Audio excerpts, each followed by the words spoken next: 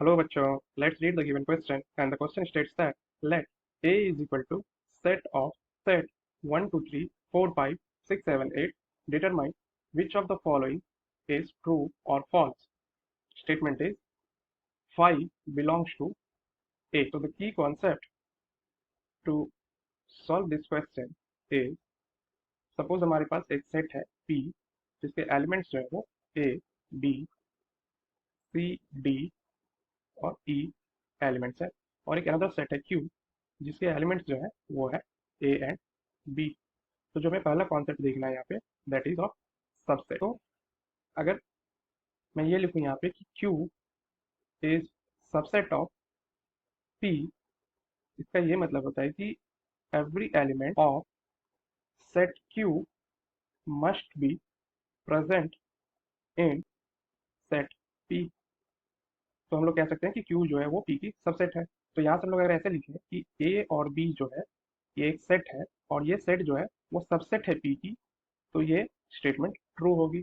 और जब भी बात एलिमेंट्स की होगी तो वहाँ पे हम लोग दूसरा कॉन्सेप्ट यूज करेंगे that is of belongs to, जिसको हम लोग इस सिंबल से रिप्रेजेंट करते हैं।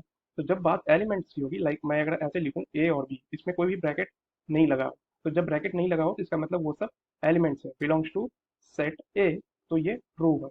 और अगर ऐसा लिखा होता है कि ए और बी सेट जो है वो बिलोंग्स टू पी है, तो ये गलत है। जब भी सेट होगी तो सेट की बात जो होगा वो सबसेट से होगी, और जब एलिमेंट्स होंगे तो वहाँ पे हम लोग बिलोंग्स टू का कॉन्सेप्ट यूज करेंगे। और एक कॉन्सेप्ट जो हमें यहाँ ध्यान रखनी है that is of phi. Phi जो होती है इसको हम लोग नल सेट कहते हैं, और इसकी एक प्रॉपर्टी होती है that is it is subset of all the sets.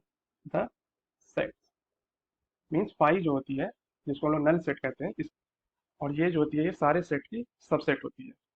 तो यहाँ पे हम लोग इस कॉन्सेप्ट का यूज करके इस क्वेश्चन को सॉल्व करेंगे। तो जो हमें सेट गिवन है दैट इज ए, और ए में जो एलिमेंट्स हमें गिवन है set of 1, 2, 3, set of 4 and 5 and set of 6, 7, 8। और जो स्टेटमेंट हमें गिवन है that is five belongs to A. तो अभी हमने देखा था कि ये फाइव जो है वो एक सेट है, नल सेट, और ये जो बिलोंग्स टू का सिंबल होता है ये हमेशा एलिमेंट के लिए यूज करते हैं।